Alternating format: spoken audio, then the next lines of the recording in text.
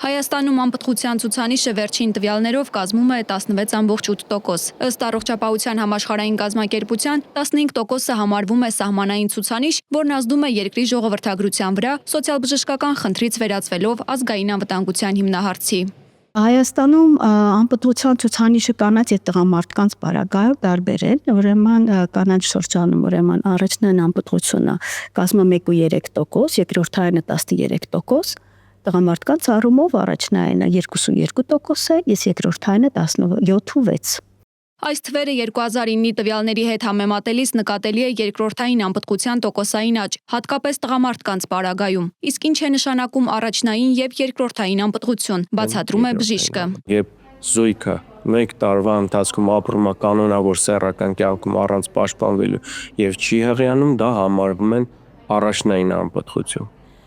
Երկրորդային անպտղությունն անվանում այն խնդիրը, երբ մեկ անգամ գոնը գրանցվել է հաղություն, դրանից հետո արդեն կինը չի կարող հապրիանը մեկ տարվա ընթացքում։ Անպտղության կարող են հանգեցնել բազմաթիվ գործոններ, ինչպիսիք են սթրեսը, ծխախոտի օգտագործումը, ալկոհոլի չարաշահումը, շրջակա միջավայրի աղտոտվածությունը։ Սրանք պատճառների լայն շրջանակի միայն մի մասն են։ Կարող են լինել եւ հորմոնալ փոփոխությունները, դիսֆունկցիաները, կանանց պարագայում դա կլինեն ձևազատման հետ կապված խնդիրները, տղամարդկանց պարագայում դա կարող է լինեն սերմնահեղուկի հետ կապված խնդիրները, դա կարող են լինեն բորբոքային պրոցեսները, կապված ոչ սպეციფიկ բողոքումներ, ինչպես նաև սեռավարակներով պայմանավորված։ Թեև խնդիրների ցանկը բավականին ընդգրկուն է, մասնագետները նշում են, որ կանխարգելիչ միջոցները կարող են զգալիորեն նվազեցնել անպտղության ռիսկը։ Առաջին հերթին առողջ ապրելակերպն է, զերծ մնալ տարատեսակ սեռավարակներից, տարբեր զուգընկերների ունենալուց, այսինքն անպաշտպան սեռական հարաբերությունից, որը հետագայում հետ օրինակ ունեն մարդ սեռավարակ կարա տարատեսակ անպտղության հետ կապված խնդիրներ առաջացնի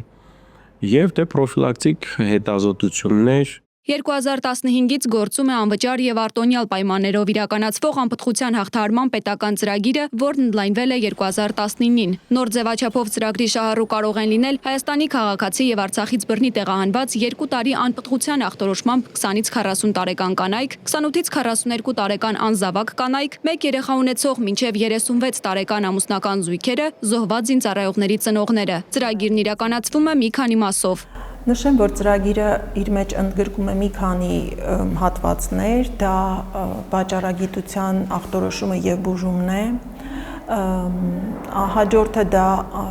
սերմնավորման փորձերն են, անպտղության արտամարմնային բեղմնավորման մեկ փորձը եւ արտոնյալ պայմաններով արտամարմնային բեղմնավորման երկրորդ փորձը։